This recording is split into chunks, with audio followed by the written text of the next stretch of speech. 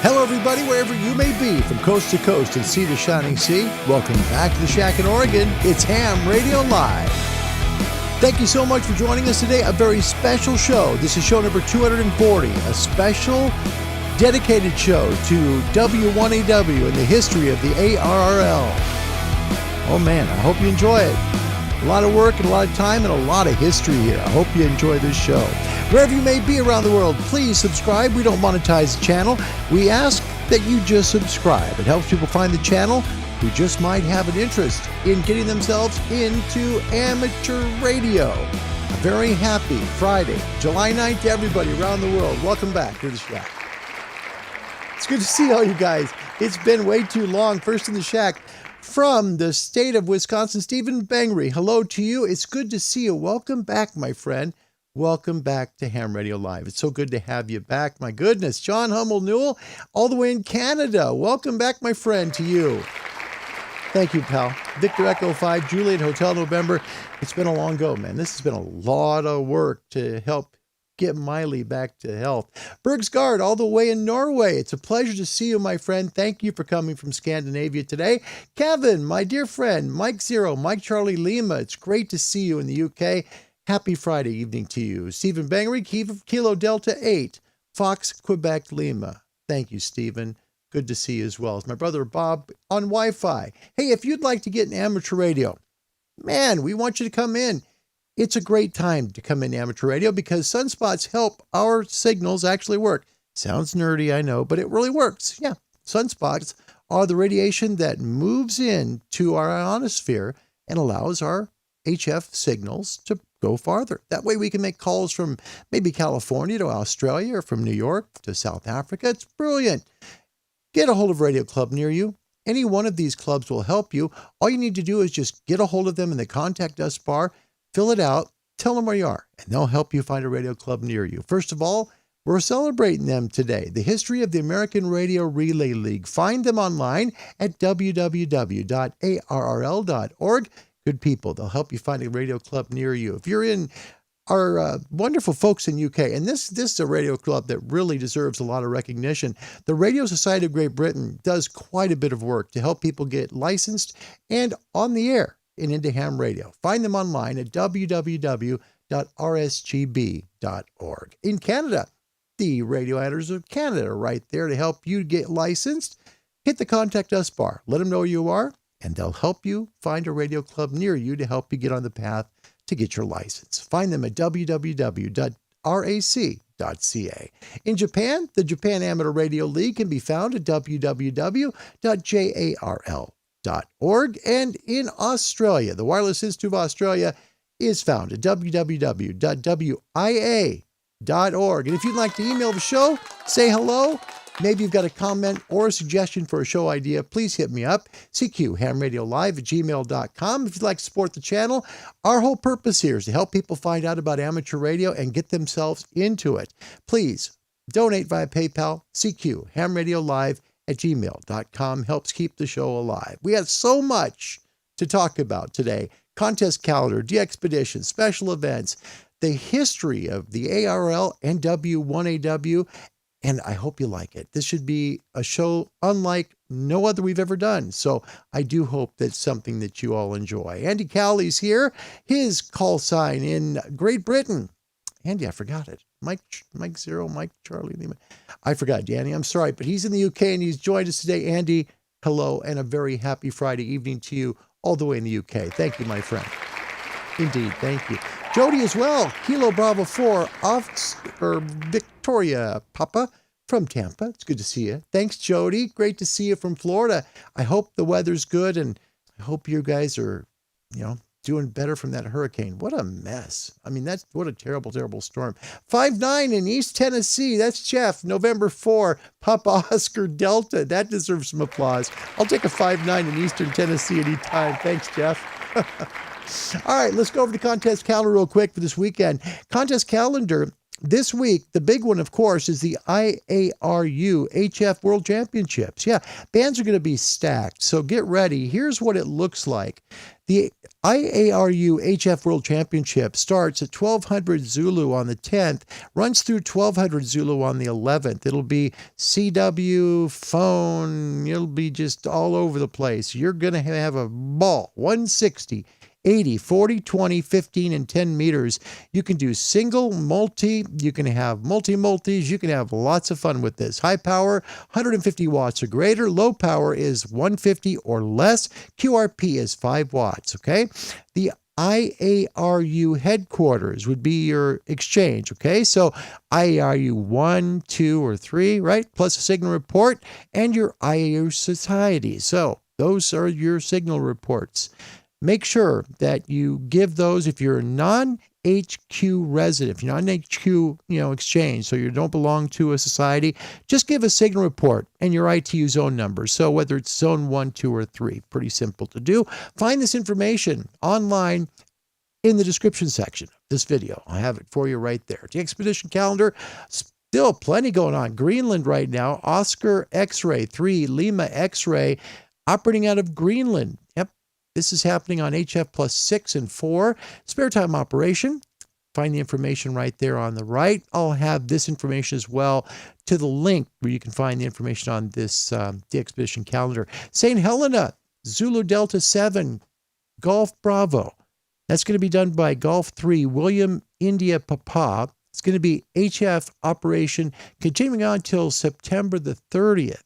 So this has been extended. Was originally from the 12th of June through the end of this month, but going to go until September 30th. Pretty cool for St. Helena.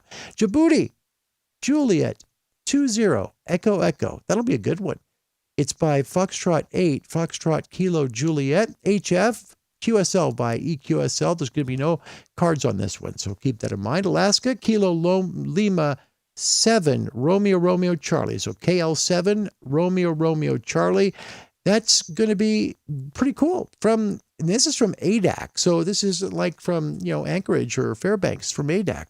So this is pretty cool. It's Islands on the Air number 39, 40 through 6 meters, CW, SSB, FT8. Going to be pretty darn cool. Find that until the 9th. So you've got until the end of this day. All right. Alaska, also Kilo Lima 2 Alpha.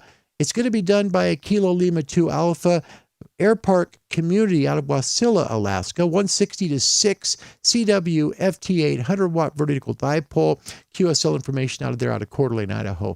British Virgin Islands, Victor Papa 2 Victor. That's a cool one. You're going to be getting 40 to 6 meter sideband RIDI FT8 plus satellite work. It's done by Kilo 3 Tango Romeo Mike. That's going to be pretty cool. They're working as Victor Papa 2 Victor. Look for that one on the bands. It works until July 17th. Aruba, Papa 44 Whiskey. That's pretty cool. It makes me think of the Beach Boys. I want to do the Aruba, Jamaica, good song. Anyway, Papa 44 Whiskey. It's done by Whisker 2 Golf Delta. It's going to be a spare time operation. QRV for IARU contest. It's going on right now. Probably CW only, QSL via November 2, Mike. Again, the IARU contest is going to be starting up here very, very shortly. And the band's going to be packed, and people who hate contests are not going to like it at all. Special events calendar for you for this weekend. Looks like quite a bit. We'll have Saipan. We've got Messiah. There's the 50th anniversary of Kubo City. You've got... 54 years of the hit TV show Star Trek. Yes, it's there. No kidding. Golf Bravo 5 Sierra Tango. Look at that. That's awesome. Going to be going on till the 31st of August. Lots of great stuff here. Please take a screenshot of this, find out the information, and look for the call sign. Work this because special events are pretty cool to do. Also, Tokyo Olympic and Olympic Games going on with tons of different call signs, starting with the 8 Juliet 5 call sign, or 8 Juliet 6, 8 Juliet 7, 8 Juliet 8, 8 Juliet 9, you get it, 8 Juliet 0, right, okay. So it goes from 1 to 0 all 8 Juliets before that, and then Olympic.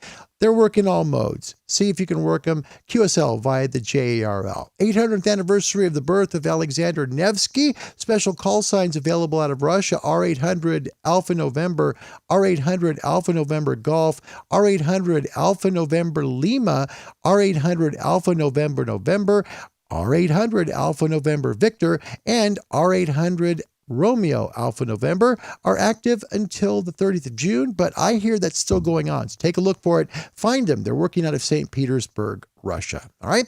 Next special event coming up around you on your ham radio to look for this weekend is the Blandenburg World War II Memorial. It's going to be happening on Sunday from 1600 Zulu till 20 Zulu out of Lanham, Maryland. It's going to be run out of American Legion Post 275. Look for them. They'll be working in the bands as November 3 Tango Alpha Lima. All right. Planning to work on 40 at 7.275. On the 11th, the Red Skelton Museum of Comedy Festival 2021. It's going to be operating the 11th through the 18th of this month as K9 Romeo. Look for them all over the bands. Literally, they'll be operating FD8, they'll be running sideband, they'll be running CW. Find information on the Facebook group. You'll see it there here on the page. Take a snapshot of it, and you can try and work the Red Skelton Museum of Comedy Festival.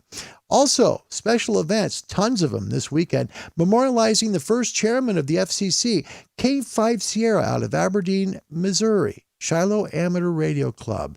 Going to be on 14.270, 7170. QSL, right there, the information through Jim Buffington. His call sign, Kilo 5, Juliet India Mike. Celebrating the 125th birthday of Eugene O. Sykes of Aberdeen, South Dakota. He was the first chairman of the Federal Communications Commission. Also, the Hard Rock 100 Endurance Run going on July 17th through the 19th through Kilo Charlie 0 Lima Foxtrot. This is being done out of Silverton, Colorado. They'll be working at, basically, it looks like quite a bit all over the bands, literally. This is a 48-hour endurance run equipped with 14 aid stations providing runner care and tracking.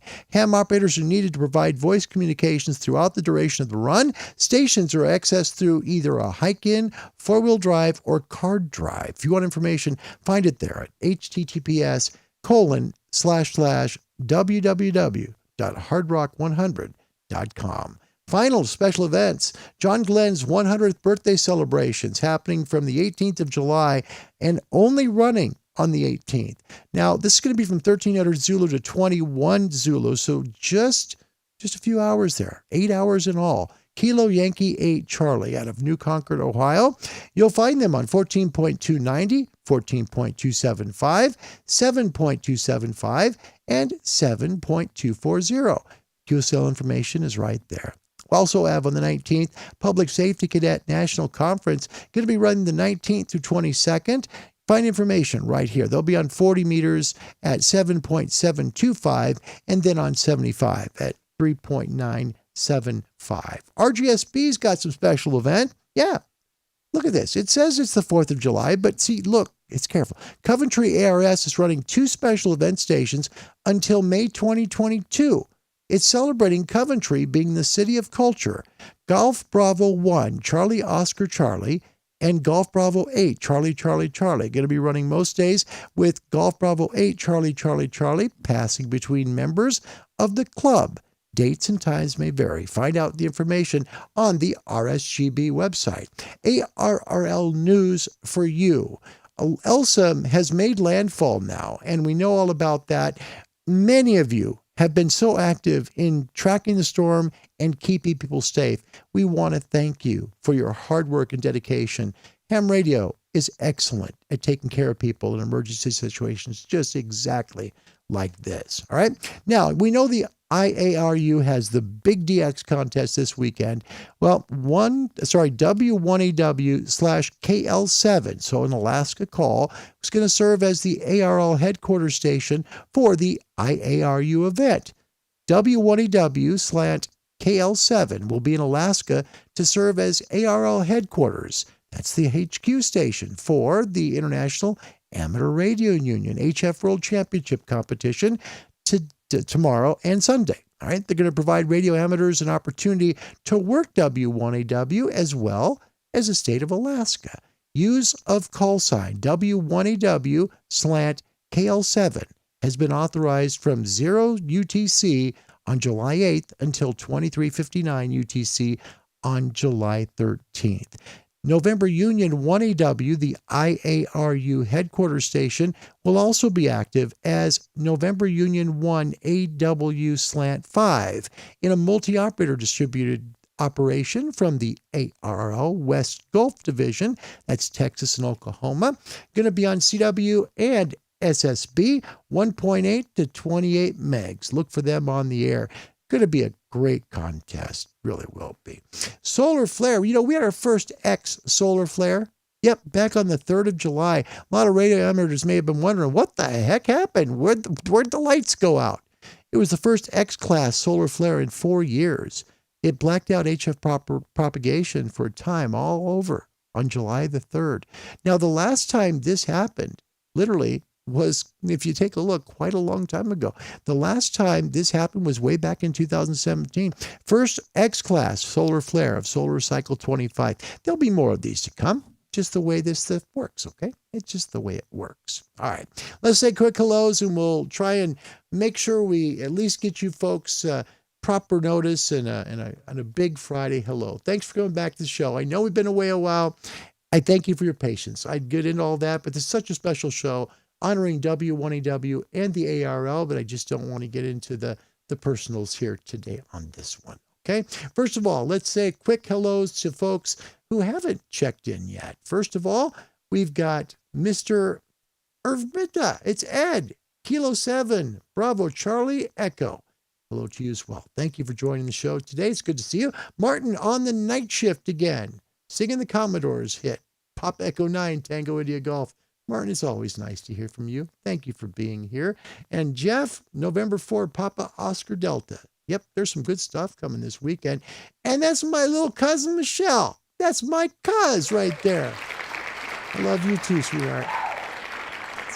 She's so sweet. We grew up together. Yeah, we grew up together. It's pretty cool. It's not many people left in my life that I grew up with, so it's pretty cool. Trivia question for today. Yep, we've got one for you. Are you ready for this? Because we're really going to honor the American Radio Relay League as well as W1AW. We're really going to be honoring people who have inventive pasts. Yeah. So besides the invention of the telegraph, what else was Samuel P. Morse known for? Was it the invention of a type of oscillator? Was it his poetry? That would be B. Was it C, his machine gun and silencer invention? That wouldn't be it. Okay, we'll get to that in a moment. Or would it be D, his paintings? Okay, A, B, C, or D. What else did Samuel P. Morse invent? Was it A, inventing a type of oscillator, B, his poetry, C, a machine gun and silencer invention, or D, his paintings? Hit me up with A, B, C, or D, and we'll let you know. Glenn Stevenson, welcome all the way from Australia. Mate, it's always my honor. Thank you for being here. Also, Sean, Alpha India 7, Echo Quebec from the east side of the Oregon Cascades. Welcome. And Kev, right away from Great Britain, hits D. And Kevin, you have just put UK and as well Europe back on the map. Congratulations. Yeah. Now it's 8-7. North American lead Europe catching up. He was famous for his paintings. In fact, he was known as one of the better painters of the century, of the 19th century. Samuel P. Morse, no joke. He was very, very articulate, very, very good. Now, the last time we talked about weather and HF and getting on the air, right? We had great conditions. Here's what it looked like. Take a look at this. This was our conditions, one of the last shows we did. SFI was at 91. Now, keep in mind, this is not right now, okay? 91, AF4, KF2. K was a little bit high, but it wasn't terrible. But, this is great conditions. This is really good for the early part of a solar cycle. But look at what's happened now. And keep in mind, look at the solar number 50. Take a look at the top. Underneath the top left where it shows GMT, solar number 50. Okay, take a look now. Here are the current conditions now and what's happened. They've literally been cut more than in half. SFI is 74, solar number 23, A is 4, K is 1, which is great because it means it's quiet, but that is less ionization of the atmosphere, which means our signals are not going to propagate as well today. There is possibility for 6, 4, and 2 E-skip. There will be 80 and 40 meter propagation tonight, as well as 30 and 20 meters. The geomagnetic field is quiet. That's good. We just have lost a lot of our juice to the atmosphere. Here's the current solar conditions. The coronal hole 73 is sitting there, and we just don't have as much brightness from the sun. And you can really see that in this picture right here. Here is the current A1A. You remember those 4 really bright areas of the sun? You see how dim it is now? It just isn't there. K-index, though, is still good. A low K-index of 1 has been pretty much prevalent over the last 3 days. That means static levels. Noise is quieter. That K level makes a difference. It also has an impact on the aurora, as well as the aurora australis. Look at this. Very little aurora borealis going on right now in the north. Very, very faint. If you look at the aurora australis down south, it's also very, very faint. Noise floors around the world today, starting from the far west. So we'll go left to right. Hawaii, S4 on 40, S3 on 20. In North America, all the way from Canada to Galveston, Texas, S3 on 40, S3 on 20 as well. In South America, we've got S3 out of Rio de Janeiro on 40 meters, S2 on 20. Out of Rio de Janeiro, that's a Rio up there. And then out of Buenos Aires, Argentina, we got an S3 on 40, S3 on 20. Out of Great Britain this morning, 40 meter S3, 20 S3. S3s out of Hamburg on 40 and 20 as well. No report out of Africa still. Out of Russia, we've got an S3 on 40, S2 on 20. Out of China today, S4 on 40, S1. And that's real, S1 on 20. Australia, we've got S2s on 20 and 40. We've got an S3 on 40 in New Zealand and an S2 on 20 meters. Out of Japan, pair of 3s, S3 on 40 and an S3 on 20 meters. Your ham radio and shortwave forecast for today. Daytime ham radio bands open today. Voice will be 30, 20, and 17. Just not enough juice there to get much propagation out, to 15, 12, or 10. Data will work you there, though, from 30 to 2 meters. You'll hear plenty of data. E-skip, voice and data on 6, 4, and 2 meters possible. Nighttime ham band openings on 160, 80, 75, 60, 40, 30, and a 75% chance tonight of 20 meters being open till right about midnight local time. Shortwave bands today, 31, 25, 22, and 19 meters. Your nighttime shortwave bands, 120, 90, 75, 60, 49, 41, 31, 25, 22, and 19 meters should work good till just a little past midnight, then they'll fade away. Even with the strong transmitters and the highly directional antennas, they still will be a little bit quieter tonight, later after midnight. There you go. There's your ham shortwave forecast, your contest calendar, your de-expeditions, and your special events, and a partridge in a pear tree. It's great to see you guys. It really is. This has really been crazy to go through. I am really happy to be here, and I'm grateful you came. We're going to go over the history, and I'll do my best to cover it, of the American Radio Relay League, as well as W1AW. It didn't used to be that way. It used to be known as 1MK. Yeah, 1 Mike Kilo. And then it was known as other call signs. Let's go over the history. We'll talk about that. I hope you enjoy the show. This is truly a labor of love, and I hope it will live for a long time in ham radio for history of people who would like to know the rich and deep history of W1AW, as well as the American Radio Relay League. All right, so where do we start? We start all the way in Newington, Connecticut, but it didn't always used to be that way. Nope, it used to be actually out of Hartford. Yeah, the American Radio Relay League. And I'll tell you, I'm going to give you the actual website where a wonderful vignette is written about the history of W1AW. It was written by George Hart. His call sign was Whiskey 1, November Juliet Mike. He is one of the first people actually to work there.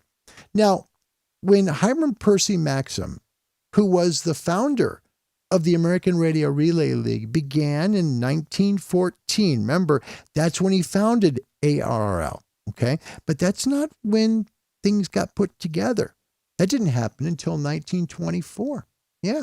In fact, Hiram Percy Maxim was really motivated by Guglielmo Marconi.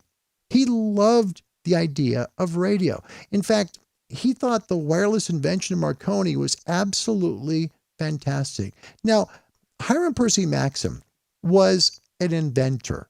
I mean, this guy was the one who actually he had a patent for a machine gun silencer. That's what he helped to patent.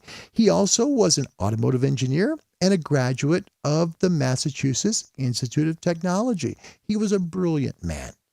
And he really tended to go into lots of different areas of his life. He lived life. He experienced life to the fullest. He was a pilot. In fact, he was one of the first glider pilots ever to be seen in Connecticut. He experienced life in a way that very few get to throughout his lifetime. He was known for patenting many, many things before he even founded the ARRL. Here is his patent for the gun silencer, the machine gun silencer. He'd spent lots of time, though, by his radio. And by 1924, he and a few people at 1025 Main Street set up shop to call itself the American Radio Relay League. Now, originally, the reason why, you might want to know why it's called the American Radio Relay League. There's a good reason for that.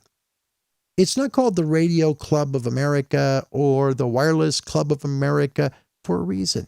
Because back in the early 20th century, when radio was in its infancy, radio waves could really only propagate about 100 miles. So along the eastern seaboard, radio relay stations became prominent. And Maxim saw a need for this along the eastern seaboard. So he founded the American Radio Relay League. That's why it's called what it is. It was originally designed to relay calls to make the signals or, the intended recipient be able to get the signal from a farther distance, because radios couldn't transmit that far back then. It just wasn't possible. In fact, the original radio that Hiram Percy Maxim had, we know it as Old Betsy today. But the original call that was handed to them by the Federal Radio Commission was 1 MK. That was 1 Mike Kilo. The first rig was 4 UV202s that were set up in order. In fact, there was only 20 watts of input power. That's all there was. They were called 5-watters, okay? They generated maybe 20 watts of input power. The note on the air was rough, the signal was broad, and operation was conducted by staff operators, usually during the noon period, on about 77 centimeters. 1 MK was the first call sign.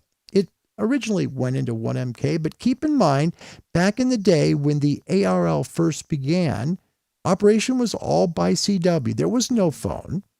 A CQ might have gone like this, okay? CQ, CQ, CQ, the letter U, and then 1 MK, 1 MK, 1 MK, followed by the letter K. The U stood for the United States. Now, where the U would go in this exchange, it would be for the U.S. Canadians would put a C in that place.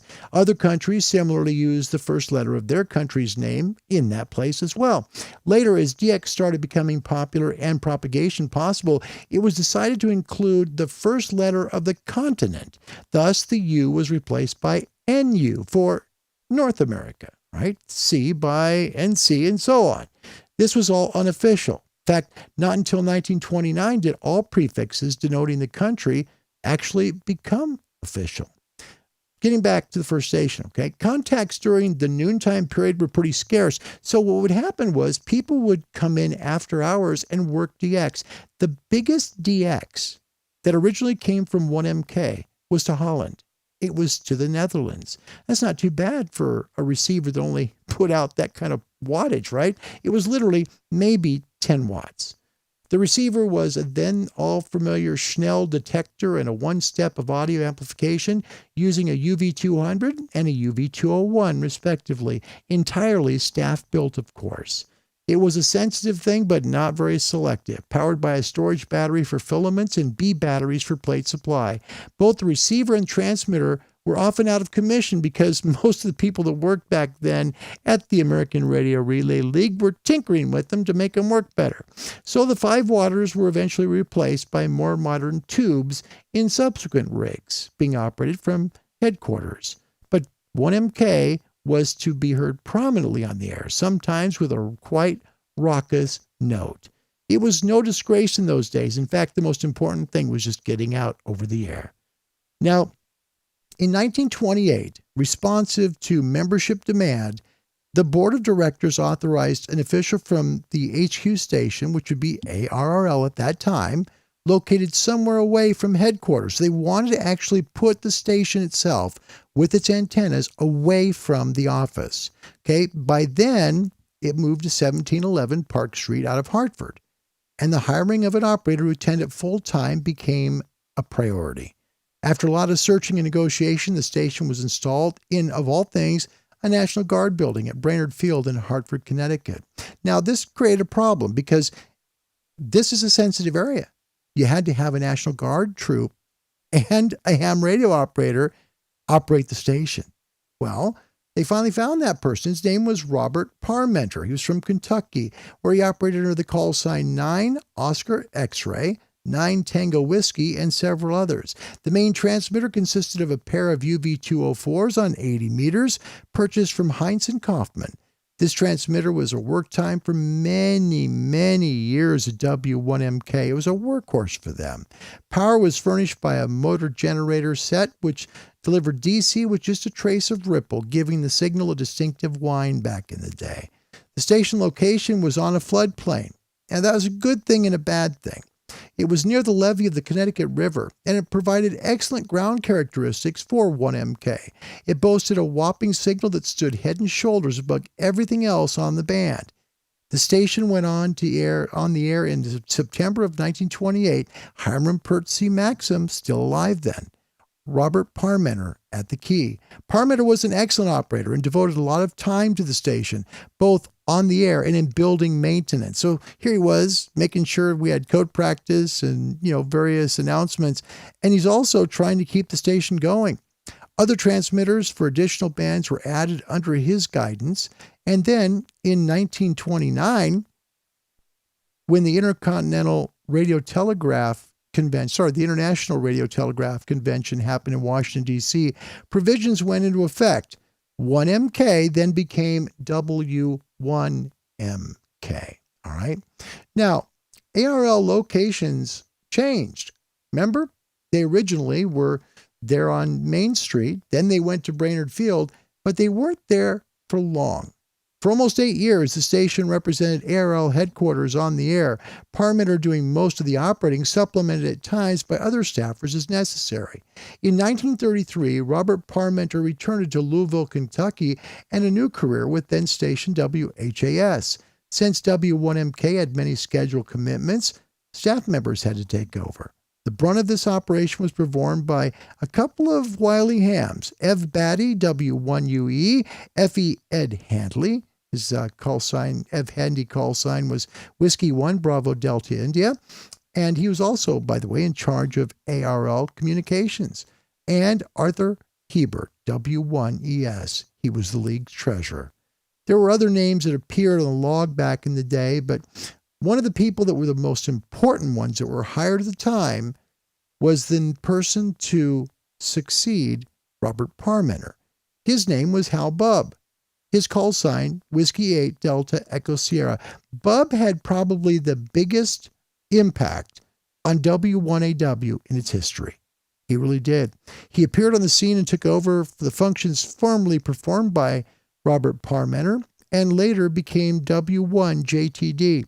He did an outstanding job through a time that was so difficult for the station.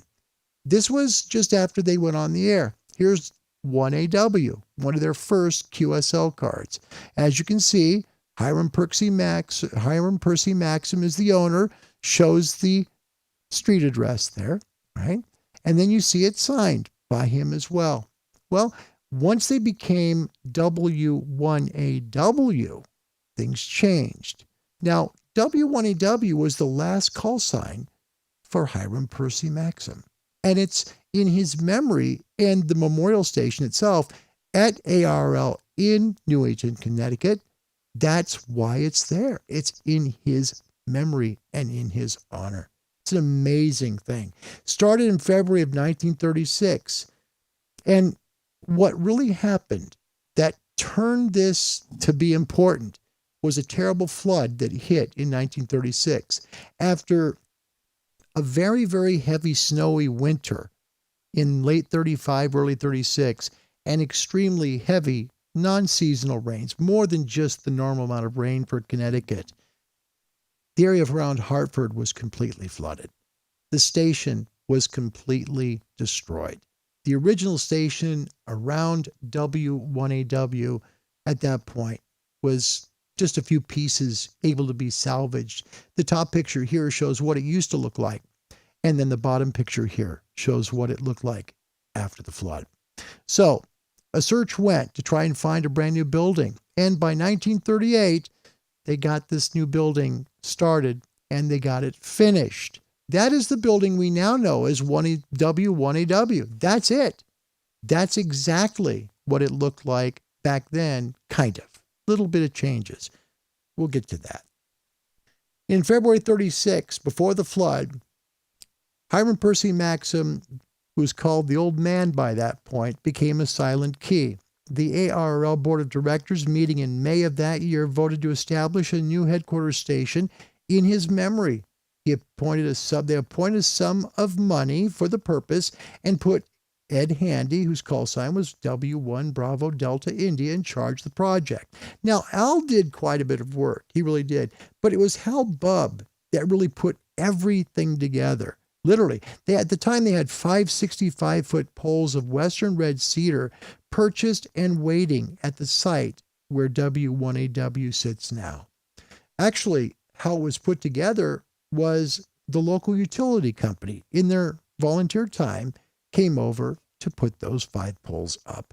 They made sure that they had a really nice 270-degree angle to enhance West Coast coverage, and they were thrilled to get calls back from the South Pacific, including New Zealand, Australia, and all through Asia. They also reached Europe and South Africa, other places around the world. That's what W1AW did from that very famous rhombic antenna. It was put up, by the way, by the Hartford Electric Light Company. Pretty cool. It was on 160, 80, and 40 meters. The rhombic could be used on all bands, but was to be principal for the 20-meter radiator. By early summer of 1938, Hal Bubb had finished construction of a kilowatt transmitter for 80, 40, and 20. Remember, back then, 80, 40, 20, 10, right? And 160. So it kind of split. It was 160, then half of that 80, then half that 40, then half that 20, then half that 10. That's what it was. And they were trying to get everything built up. And then all of a sudden, World War II hit. When World War II struck, things changed tremendously in amateur radio in the United States. It was a devastating thing.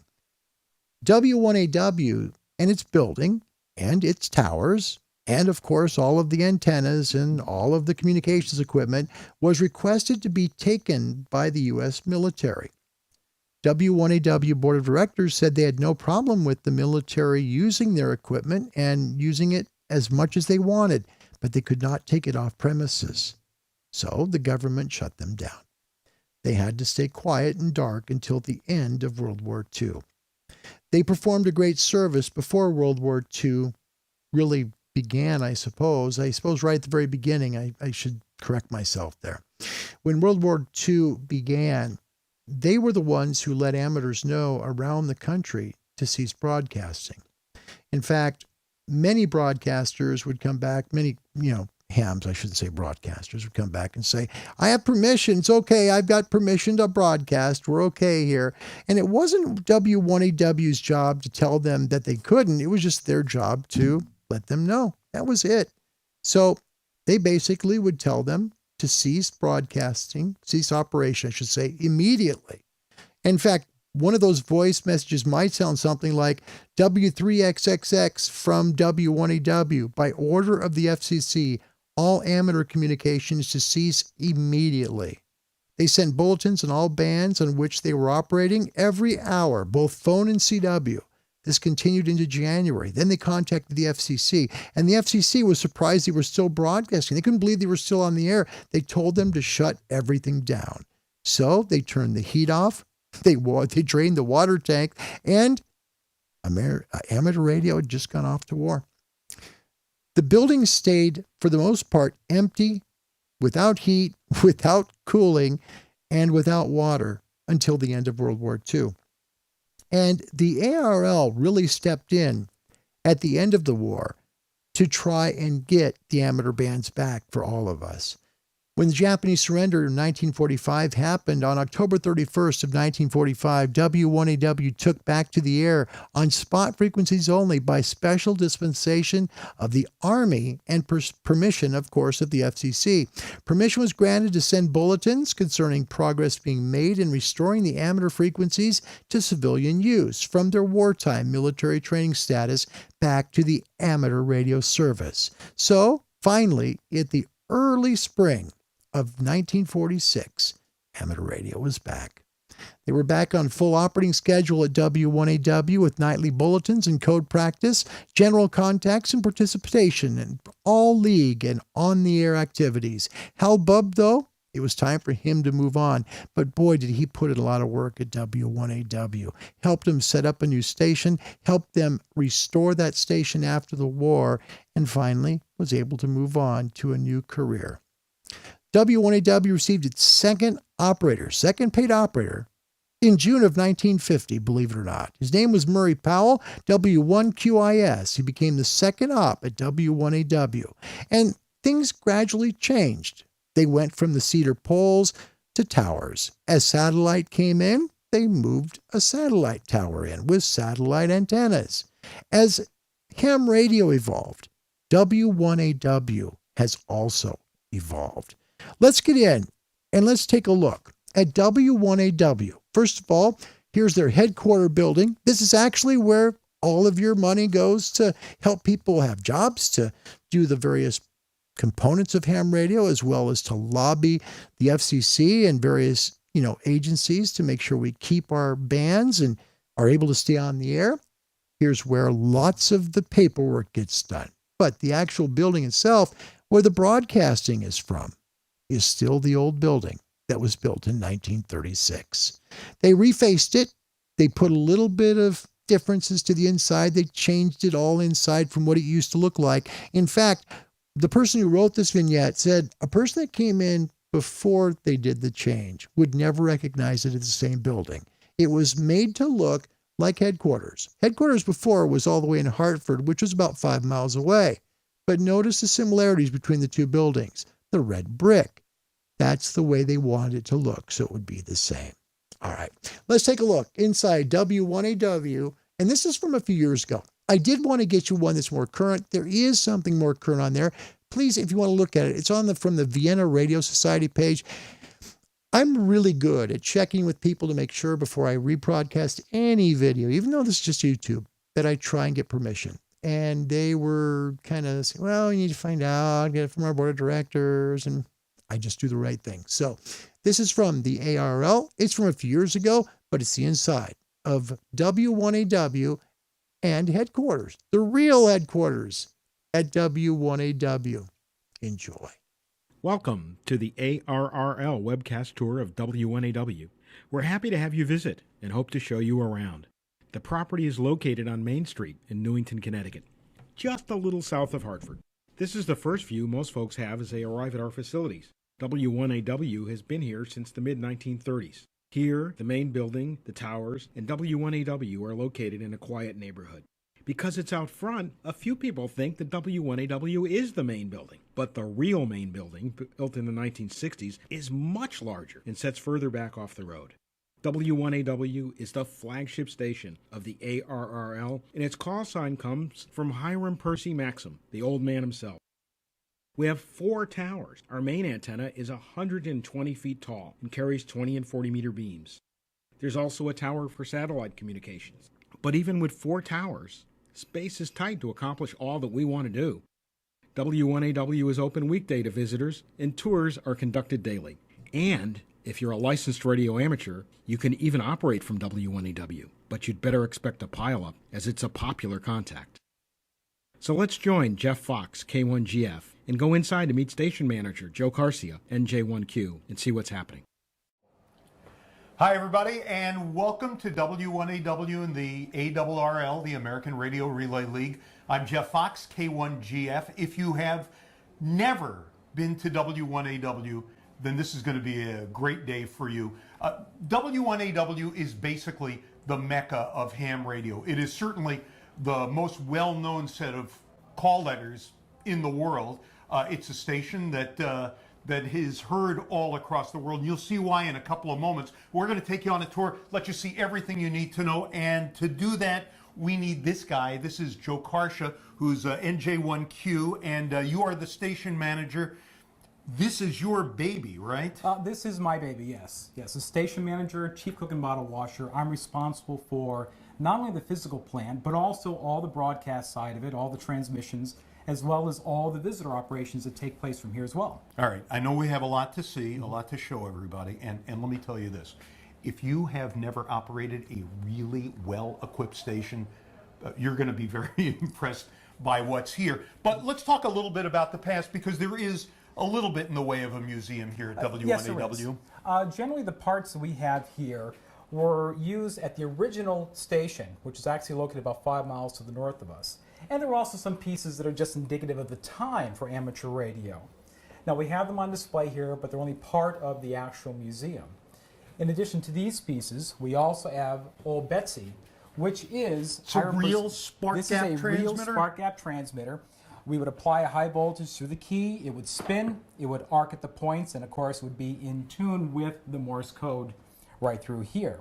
And this was used by Hiram Percy Maxim up until the early 20s. All right, shall we go inside and take a look at what's going on there? All right, so not only is W1AW a regular ham radio station, obviously, but it's also a broadcast station. In fact, I learned Morse code, CW, by listening to the W1AW broadcast. I know a lot of people listen to the bulletins and all the other information, and that comes from this rack. Joe, but just before you get started, anyone who's a ham radio operator knows we're not allowed to broadcast, and yet this is a broadcast station. Yes, we are not allowed to broadcast. As amateurs, we cannot do that. However, there is a special rule that was written for W1AW by the FCC, which allows us to do this. Now, there's certain rules within that rule that we have to follow. For example, we must be on a minimum of 6 HF and medium frequency bands simultaneously in order to abide by this rule. We also have to provide a minimum of 41 hours a week of code practice bulletin transmissions and be on frequency at the time and date that we specify. I cannot just arbitrarily come on frequency. If I do, I'm now in violation of that rule. I also cannot just arbitrarily change frequency without giving 30 days notice, or I'll be in violation of the rule. So when you see the schedule in QST or when you get it online, that is locked in? That is locked in, If yes. you want code practice, if you want to copy the bulletins, they're there for you and they're dependable. Correct. We will be on that frequency at that time. And this is typical commercial ham radio equipment. This is not special industrial equipment, right? It is not, no. We do have a few pieces left that are commercial grade, which is the original Harris amplifiers. But the rest of it is ICOM equipment, ICOM transmitters and amplifiers, although we have 2 Ameritron amplifiers in service as well. All right. So if somebody comes here, and by the way, the League and W1AW are located in Newington, Connecticut, not very far from Hartford. If somebody comes here, can they operate? They can operate from here, not a problem. And so they can operate with a phenomenal rig, a phenomenal antenna, Yes. and a call letter that's going to get you some attention. Correct, yes, because all operations from here, we can only use W1AW. Visitors can use W1AW, staff can only use W1AW. And you can operate on those bands and modes that are granted by our license class. All right, so before we go into the studios to show some of the equipment, a couple of questions. Do you have to be a league member to come here and You operate? do not, no. This station is licensed for all amateur radio operators. Okay, and you have to bring your license with you. You do have to have a copy of your license with you. We ask that, we reserve that right. However, if you are traveling from, say, California, and you forget your license, but you come here and you really want to operate 1AW, we will look you up just to verify your license. All right, so let's go inside and take a look. There are actually 3 radio studios in here, each of them equipped with a myriad of gear. Tell us a little bit about what's in Studio 1, Joe. This is my first studio, and this I consider our contest studio. Reason for that is we have our high-end radios in here. We have an ICOM IC7700, as well as a Yaesu FT-DX 9000.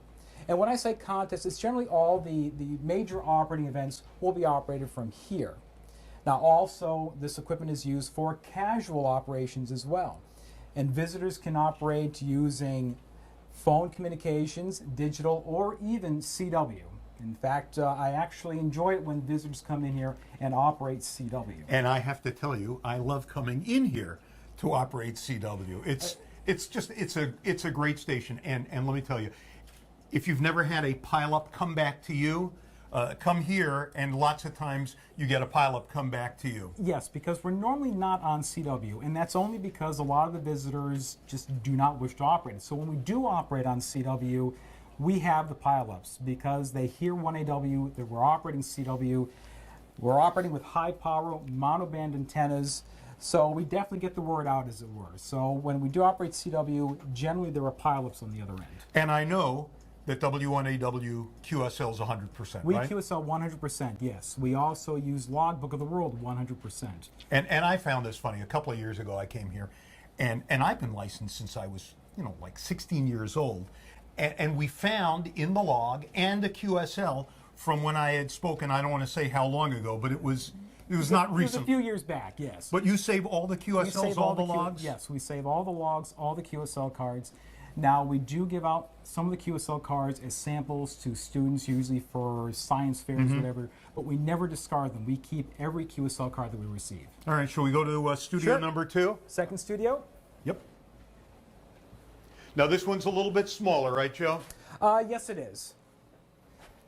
Now, in this studio, I have equipment for visitors to operate satellite as well as HF. The satellite side, we use an ICOM IC9100.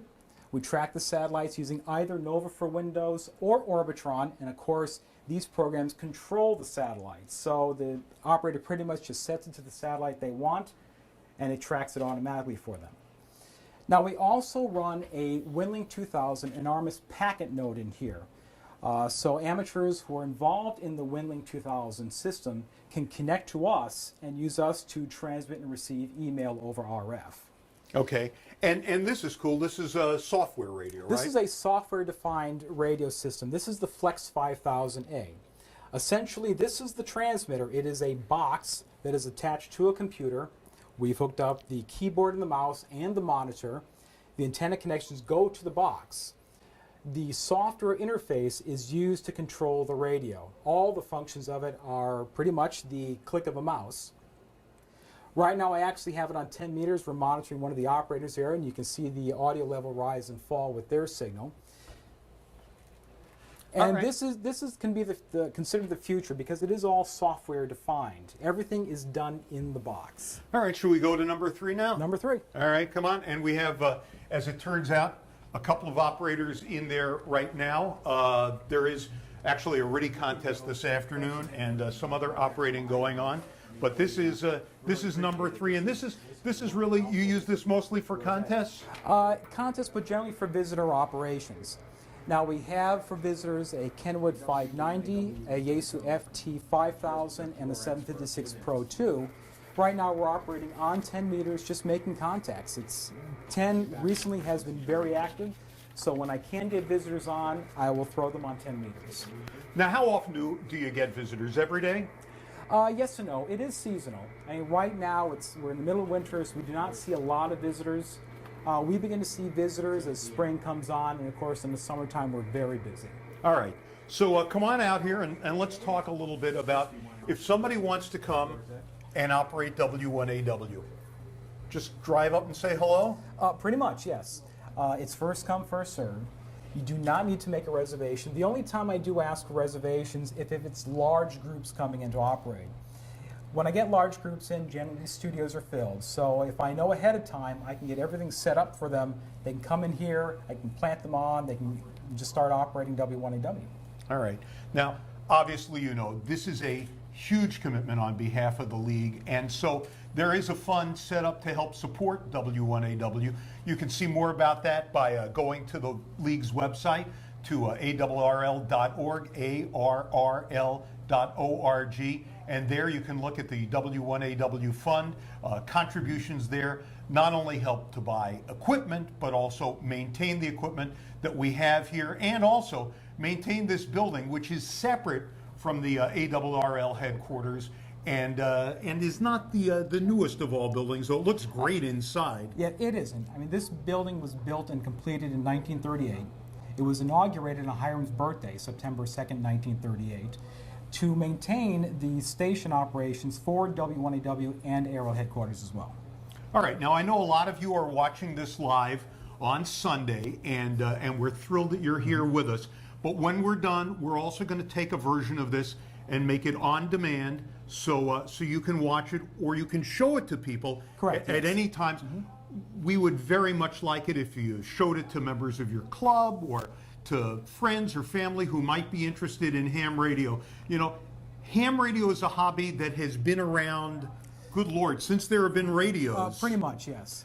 And yet it is thriving and vibrant and technologically breaking through even today with all sorts of new modes all the time, all sorts of incredible digital modes that never existed before, yes. and the ability to operate via satellite. And pretty much, if you want to know about digital communications, if you want to get ahead of the game, ham radio is still where it's at. This is still where many breakthroughs are being made. Yes, they are.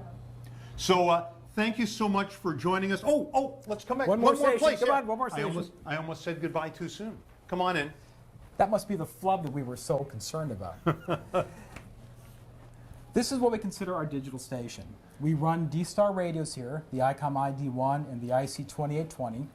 We use these to connect to the W1HQ D-Star repeater system, which is in operation in the ARRL laboratory. We have capabilities to operate on 23 centimeters, 2 and 70 centimeters as well. We also run our Mars station from here as well, and we have Echolink. Now, W1AW runs an Echolink conference server. This allows amateurs who are using Echolink to connect to our server to listen to all of our CW and digital transmissions.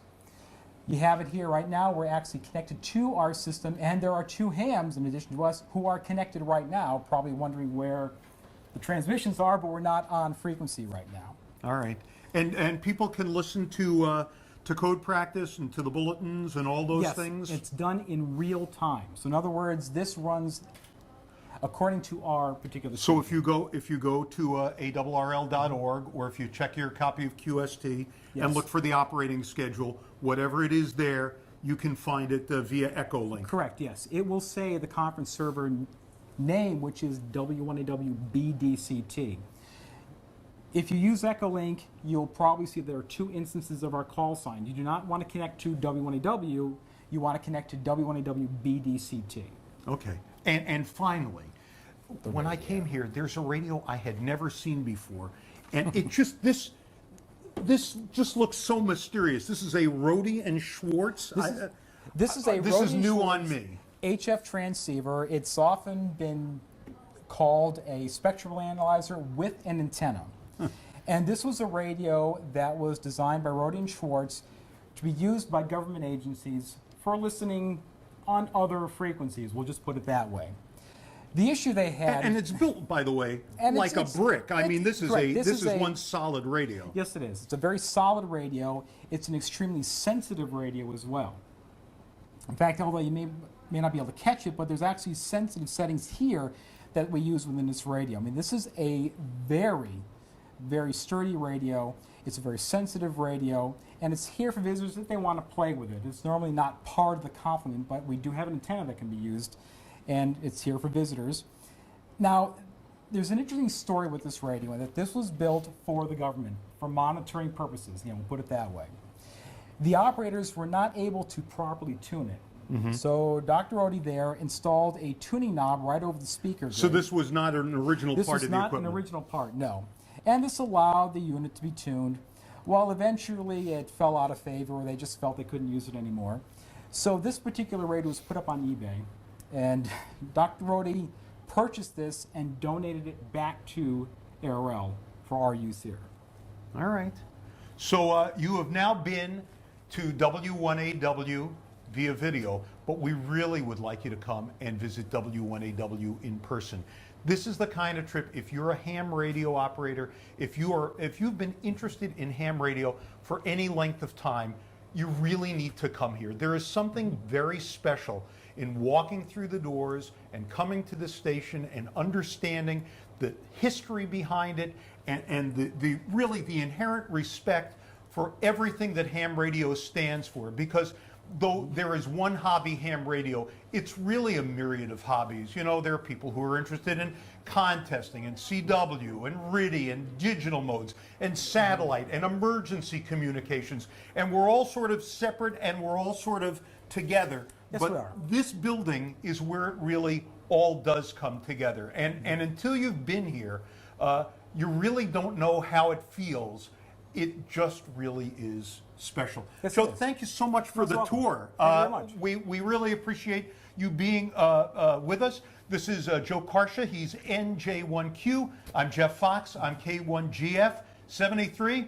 We'll see you around. 73. How about that from the ARRL? Now, that's from back in 2012, and I want to thank the American Radio Relay League for putting together, I think, a really great presentation of what it looked like to go inside the building. For those that can't go inside, this is what it looks like. So if you go into the offices look just like that, okay? If you go in the building that they were just standing in, okay, that's what this building looks like. So that's the W1AW headquarter building. All right. So in order to get all those signals out over the air, you have to have antennas. Now, we talked originally about the 5 poles, the big red cedar poles that they put out there, remember? Those deteriorated over time. In fact, at the end of World War II, there was so much work that Hal Bubb had to do, not only with trying to untangle an antenna mess, but imagine all those old radios, right? They had receivers back then, as well as transmitters. They were separate entities, remember? In a building that had no heat and no power, literally, for 3.5 years. He had to go through all of those transmitters and all those receivers and get them back up and running again, as well as redo all of the antennas. Well, the ARRL and W1AW have done quite a bit more work since then to upgrade their antennas. We'll take a look at that in a moment. Now, I do want to let folks know that right now we're still at the end of the coronavirus. It's July 9th, 2021, and there are no tours going on at W1AW at this point. The Vienna Radio Society has a more current look at the inside of W1AW. I wasn't able to get the permission to use that video in time for this presentation. Doesn't mean they wouldn't give it to me. It just meant that they had to go through their board of directors to get it. So it's one of those things. It was a timing issue, and we wanted to get this show done for you. So let's take a look at the antennas, and I'll tell you a little story about one of them. Take a look at this. Here are the antennas that we all hear from W1AW. This one's pretty current. W1AW, how it gets from that building to your receiver. We're going to talk about the W1AW antenna farm. We're going to show you what we're using for antennas and towers for all of our scheduled transmissions, as well as all the antennas that are used for all visitor operations as well. And what will we learn today? Well, we're going to learn a little bit about all the antennas that are used here at W1AW. Now, this first shot gives you a pretty decent overview of the property. A little bit of history. We're sitting on about 7¼ acres. W1AW was first built here. Construction started late 1936, and we actually started with operations in July of 1938. Pretty much there was nothing around us except that little brick building. Where you see the term tower, South Tower, that road there was actually a dirt road. It was called Orchard Lane. It is now Star Avenue. We were very rural, to the point where there wasn't even a water main going down Main Street. We actually had to have one installed when they built the building. So we've been here since 1938, and we will continue to be here as long as we can. Anyway, let's go over these antennas. We have 4 towers. The South, Satellite, and North towers are 60-foot self-supporting Roan SSV. The center tower, which pretty much houses all the antennas used for all of our scheduled transmissions, and 2 visitor antennas, is a Roan 65, that is 120 feet. We're actually using the bottom section of the Roan 65. This tower is normally about 250 feet tall, and it is used for commercial broadcast, but we're using the bottom section. Now, while we can't really show you in detail, you may see these large black lines running down the tower. Those are actually the multiple hardline sections that we're using to feed all the different antennas. We use 1/2-inch Andrews hardline, running up and terminating into coaxial pigtails, which then connect directly to the antennas. Now here we have a quick shot of the center tower. Now granted, it's not really located in the center of the footprint for W1AW, but for the purpose of this, we call it the center tower. And again, this tower houses pretty much all of the bulletin antennas. Now you'll see that we have multiple antennas for the same band, specifically 20 and 15 meters. We have 2 4-element 15-meter Yagis and 2 5-element 20-meter Yagis that we use for all of our scheduled transmissions. Those are fed in parallel with each other, respective of band. Now all the antennas that we use for all of our scheduled transmissions, regardless of band, are oriented as such to where we have pretty much a constant coverage of the United States.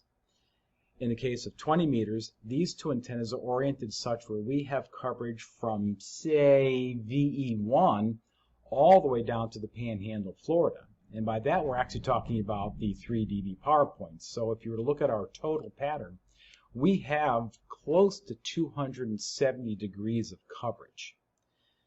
Now, that doesn't mean that they can't hear us in Europe. They actually can hear us in Europe. Part of that is because of long path and obviously other propagation methods.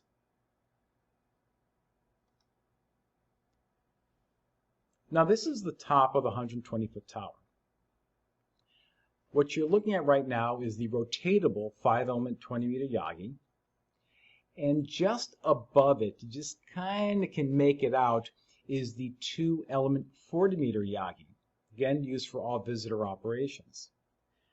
Now the 4-element just below it is the 50-meter Yagi, and that is also used for the scheduled transmissions. That we consider the upper 15-meter. Now in this shot in general, we are looking due west, roughly 270 degrees. So if you're looking at that 15, you'll see that it's pointed at about 290, maybe 300 degrees. The one below it is pointed almost 90 degrees out. And again, with the 3 dB points on the antennas and the coverage, we have relatively decent coverage on this band and 20 meters, just the way the antennas are oriented. And here's a better shot of that 15-meter antenna. Now you will see it in the next slide, but those 3 little antennas you see just beneath the 15, you're probably thinking, gosh, those look like cell tower antennas. Well, technically they are. Those are 5 gigahertz sector antennas, and we're using ubiquity point-to-point transceivers on them. You can just kind of make them out. Those have been modified for ARRL, or Amateur Radio Emerging Digital Network use. Here's a little better shot of those three ARRLs. As the title says, they are oriented at 336, 80, and 190 degrees respectively. And the reason for that is their locations, where they're beaming, are specific. The one oriented at 336 degrees is pointed towards the Talcott Mountain Science Center located in Avon, Connecticut. That's W1TMS, and we will be experimenting with some ARRL use with them in the future. The one pointed at 80 degrees is an approximate shot right towards the capital city of Hartford. And the one at 190 degrees is oriented as such to where we can cover a portion of the area for the Newington Police Department. Again, all of that is part of this experimentation with ARRL. These three antennas are located at 100 feet, and their height and orientation are specific. The ARRL folk had actually given us the calculations for where they need to be oriented based upon the other sites that we need to talk with. Now going down the tower, you see that 40 element 2 meter. That's the 5 element 20. There's that 15 meter, the sectors.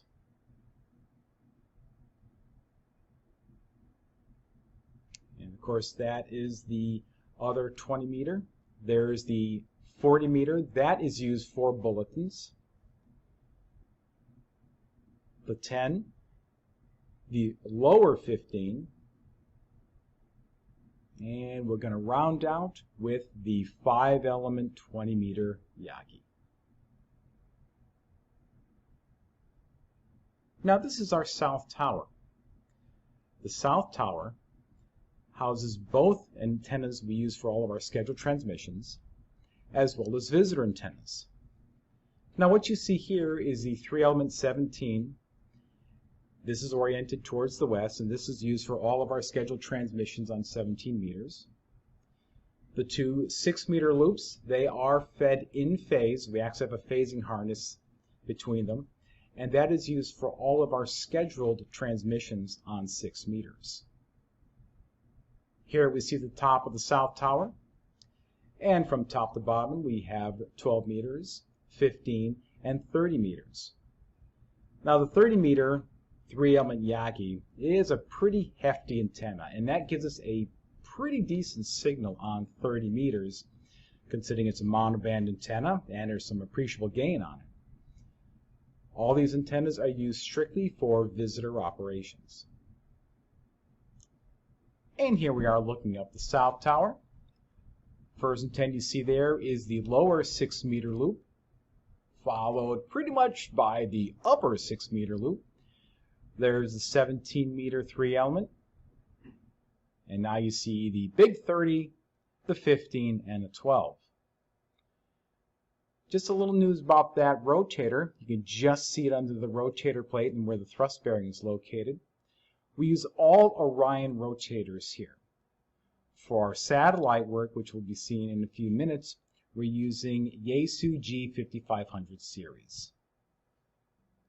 And here we see our satellite tower. Now the 4 antennas you see there we use for all of our satellite activity, and generally that is for visitor operation. All these antennas are M-squared antennas, with the exception of the 2.0 gigahertz barbecue grill. That's an SSB electronics. And again, we use that strictly for receive at 2.4 gigahertz. But you can just make out the 2 meter cross Yagi. Then you have the grill. Then you have the 23 centimeter Yagi that's not crossed, and then the 70 centimeter crossed Yagi. Now just below it you can just make out the Yaesu G5500 azimuth rotator, and I'm sure some of you are probably wondering about the stress that's on that rotator, and just know that that rotator will be located inside the tower with the mass going through a thrust bearing just to take the stress off it. Now just underneath that you'll see that white crossed thingy there. It's used actually for the feed point for our 80 meter 4-wire dipole. And this antenna is used primarily for all of our scheduled transmissions, although if we wanted to put visitors on 80, we can use this as well. Now it looks a little complicated, but this is essentially just 4 80-meter dipoles, terminated both at the feed point and at both ends. While you can't really tell, those white X's, it's made out of PVC with wooden dowels in it for stability, are actually 3 feet. So these dipole wires, these 4 wires on either side, are actually separated by 3 feet. Now we do that because this allows us bandwidth. When you consider that on 80 meters, my CW frequency is 3581.5, and my phone frequency is 3990, your average dipole would not work unless I had some significant tuning involved. In this case, for our scheduled transmissions, I really do not like relying on tuners. Therefore, I needed an antenna that will give me wideband coverage. In the case of a 4-wire cage, although it is quote-unquote old technology, it still functions quite well. Now this is slightly shorter than your generic 80-meter dipole because my radiator is now 3 feet wide. And the initial design of this antenna came out of a 1980 December issue of QST article. Now if you were to read that article, you could tell that the author had just kind of quickly thrown something up because they needed something for 80 meters, and that's all well and good. For our application here, I actually had to beef up the design simply because I didn't need to have this antenna fail on me whenever a small winter storm passed. Now we're going up the satellite tower. You can see a comet antenna. We use that for D-Star. That little white pointy thing is a GPS antenna.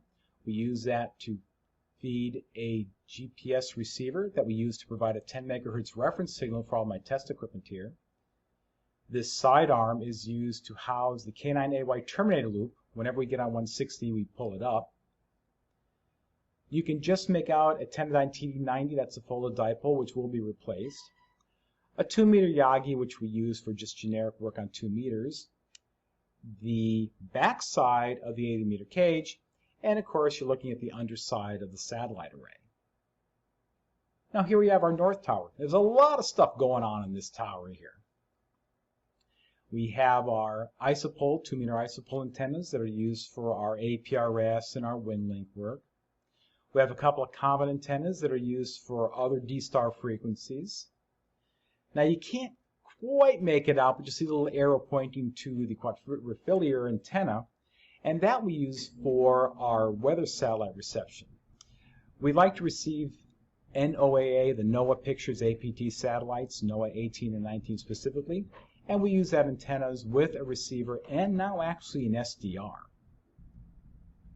This is our north tower, and you are looking at all the antennas that we use for all of our visitor operations.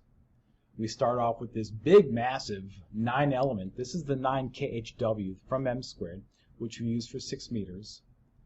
Underneath that, you can see the 70 centimeter. Then we have 10 meters, 2 meters, and 17 meters. We're going to run up the tower here. I could just make out a disc cone that we use for VHF reception. That's all we use it for. Take a good look at this one. There's one of those isopoles. Again, you can kind of make out the Orion rotator just near the top of that. Focus on the antenna to the left. Those are all the different visitor antennas. Now, if you look near the top, you'll see something kind of sticking out on the side. That is the feed point to an 80-meter dipole. And that is used primarily for visitor operations. And that allows us coverage on 80 meters to the north and south. So between this antenna and the 4-wire cage, on 80 meters, I have coverage both north, south, and east and west. And as we all know, we're not supposed to read the little PowerPoint pages, but I'll go through it anyway. As it says here, the majority of antennas were replaced with M² antennas back in 2006. That was a major antenna renovation. The one prior to that actually occurred in 1989 when we actually went through a station renovation, and that included replacing all the antennas. Now for 40 meters, you're using the JK402T. Those are wonderful antennas. They are full band coverage on 40. And of course, you have wire antennas on 160 and 80 meters. The cross Yagis for 2 and 70. Collinears for the different bands for 2 and 1.25 meters. You couldn't really see those two collinears, but they were located near the top of the 120-foot tower. And those are primarily for all of our scheduled transmissions. Of course, the satellite rotators, the Model G5500 with automatic tracking, the Orion rotators, which are the 2800s, and, as I mentioned earlier, all Rowan SSV 60-foot self-supporting towers, with the center tower being a Rowan 65. All right, so those are the antennas, but that's not the whole story yet. I told you in the middle of that, towards the end actually, to take a look at the antenna to the left. That's the tall tower. That's their main tower with all the Yagis on it. All right, so that antenna tower was actually had the bottom 10 feet replaced a few years ago. Now, believe it or not, in the entire history of W1AW, they've very rarely skipped a beat in terms of them being able to continue broadcasting. They used to do all their broadcasts from the station basement. That was pretty unique, right? Then they moved everything upstairs. They never lost a second of airtime. When they replaced that tower, they also didn't lose anything. What they did was they brought a tower crew out. They had a crane come in, lift the tower up 2 feet so they could take the original leg out, the bottom 10 feet out, and replace it with a brand new 10-foot leg to be able to properly hold that antenna down. Pretty amazing, the history of W1AW. Now, the flood of 36. They had the flood in the late winter of 36, and of course that decimated everything. They moved what they could to the ARRL headquarters, which was in Hartford, Connecticut. So it was downtown. They took a little area of the building and they took what they could to stay on the air. And they literally, within a day and a half, had broadcasting back on. Code practice and bulletins were back on. Very rarely in the history of W1AW has it ever been knocked off the air for very long, except for World War II. That's the only time it ever happened. I also want to make a quick correction. Eugene Sykes, who was the first FCC chairperson, that was for Aberdeen, Mississippi. I said South Dakota. My apologies for that. All right. There's one part of amateur radio that we still haven't covered yet that the ARRL is so good at, and they do it through W1AW. We've talked about antennas, we've talked about their station. My goodness, we've talked about everything, right? Not quite. We're still missing one more big thing. QSL cards. W1AW has an amazing way of taking care of QSL cards. They have logs that go all the way back to the beginning of the station when it was 1MK. Now, when they went from 1MK, then they went to W1MK, then the flood happened, okay? Then they, for a while, transmitted as Whiskey 1 India Mike Sierra. Then they transmitted, finally, after Hiram Percy Maxim's death in 1936, they were granted his last call sign, which was W1AW. It took a year after his death for the FCC to grant them in memoriam his call sign. Let's take a look. One more look at the ARRL headquarters building all the way in Connecticut. Here's the QSL card department. Yeah, where the old QSL cards are taken care of. You won't believe this. This is the brain trust of ARRL and W1AW to make sure that not only your cards that you send, right, that you send to them so they can send out batches to around the world, but also the one that you make to W1AW comes from. Hi, I'm Roseanne Lawrence, and my call sign is Kilo Bravo 1 Delta Mike Whiskey. Welcome to the outgoing QSL Bureau at ARRL headquarters. One of the most fun things about amateur radio is making radio contacts with other hams around the world. Many hams keep logbooks of these radio contacts. Some do this on paper and others do it on their computer. Hams who keep a computer log might also upload a copy of their log to ARRL's Logbook of the World, also known as LOTW. They may use the Logbook of the World to match their radio contacts with other hams. When a radio contact from two hams is matched, we call that a QSL. A QSL is a confirmation of the radio contact between two hams. But another way hams confirm their radio contacts is by mailing each other a personal postcard with the details of their radio contact. We call these QSL cards.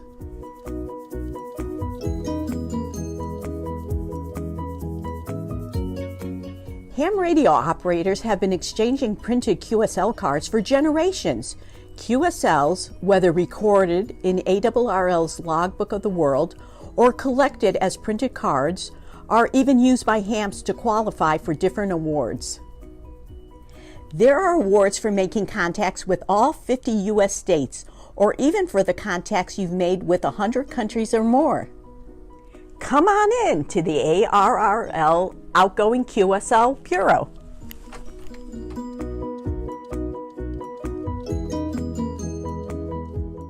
The postage for sending QSL cards around the world can really add up, so the ARRL Outgoing QSL Service forwards members' cards in bulk to international incoming QSL bureaus.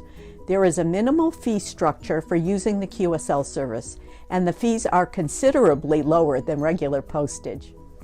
Members send their cards to us with the fee amount in their outgoing cards organized by prefix. I verify the sort order and I make any corrections. Here's where the fun begins. As you can see, we have dozens of slots or pigeonholes labeled by prefix.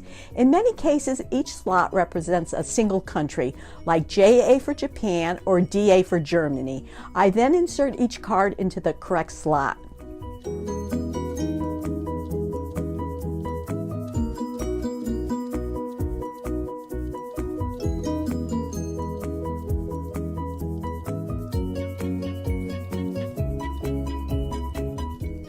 As the slots fill up, or based on how long the slot was last emptied, the cards in each slot are packed in 4 or 20-pound boxes and shipped by the ARRL to the receiving incoming QSL Bureau for the destination country or entity.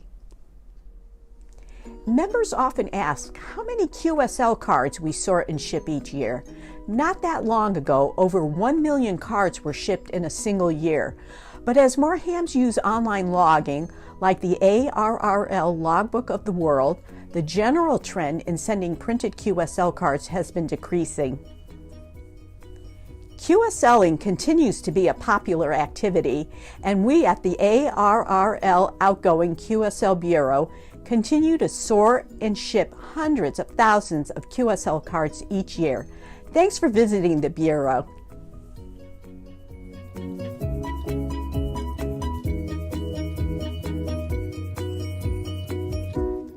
There you go. A final look at inside W1AW and the ARRL. That's pretty cool. Hope you enjoyed that. So if you weren't able to go and visit there this summer, that's kind of what you'd see. That's W1AW and ARRL headquarters. Pretty special. A very special place. Always pride themselves on trying to be the very best that they can always be, so that you can always be the best that you can always be. I want to thank you for watching today. I sincerely mean this. This is the biggest undertaking I've ever taken. History lesson-wise, it was a lot of work, but it was worth it. I hope this will become a reference for folks that might want to know about history of amateur radio. When you think of the inventors and all the inventions that come out of ham radio, it's astounding. Hiram Percy Maxim, the founder of the ARRL, of course, invented the machine gun silencer. He patented it, but he also was an automotive engineer, which took him to Connecticut, which took him to ARRL. It's funny how things work, isn't it? So many people look forward to working W1AW every year. It's a call that very few people don't want to make. Now, as for their gear, all right, they talked about some of their gear is donated. I will say some of it's given by the manufacturers, but very few of it today. Most of the gear that they get are by donations. So people who want to donate their gear to the W1AW or ARRL fund, they can do that. They can just donate their gear and make sure that it goes there. And then they'll put it in the studio and let people use it. That's how they have the ASU 9000 and all the ICOM gear. None of the ICOM gear, by the way, much of it provided by ICOM. So kudos to them for all their generosity to help ARRL have a cutting edge ham radio station to this very day. I want to thank you for watching. I want to thank the ARRL for putting some wonderful videos out there that we could share with you to show you just a little bit about the history of a radio station that has been there and the only one that's allowed to broadcast in North America. They started at 1MK. So 1MK was their first call sign way back in 1924. Then they went to W1MK. Then they went to W1INF, that was literally, so again, W Whiskey 1, India, November, Foxtrot. That was only for 2 years. That was for the time frame of the flood when they first came back on the air until they were given Hiram Percy Maxim, who was the founder of the ARRL, his final call sign, which was W1AW. That's why it's in memoriam of Hiram Percy Maxim. It was his final call sign. Hope you enjoyed the show. We don't monetize this channel. All we do is try to do it to help people get into ham radio. If you'd like to get into ham radio, the ARRL has been around for a long time to do just that. Find them online, hit the Contact Us bar, and tell them where you are. They'll be happy to hook you up with a radio club near you. Online, find them at www.arrl.org. If you'd like to support the channel, help it continue, and help it reach more people around the world to invite them into amateur radio, please hit us up at our PayPal link at CQ Ham Radio Live. Until next time, God bless you. Thank you so much for watching Ham Radio Live. It's an honor and privilege for me to be here today with all of you.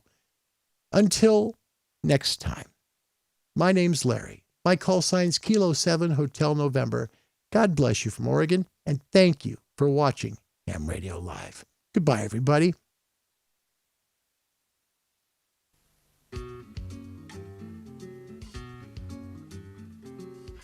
Well, Wednesday evening on RT1 starts out with a review of regional news stories in Nationwide at 7 o'clock. That's followed by Coronation Street at 7:30. And once again, trouble looms on the horizon for the McDonalds as their marriage would appear to be stretching beyond the point of no return. Time will tell. Diagnosis Murder is at 8:05. Then later at 9:30, there's a moving documentary which tells the extraordinary story of 4 seriously ill children who quite simply want to be treated just like any other children, just kids. NYPD Blue follows at 10, and Marketplace is at 5 to 11.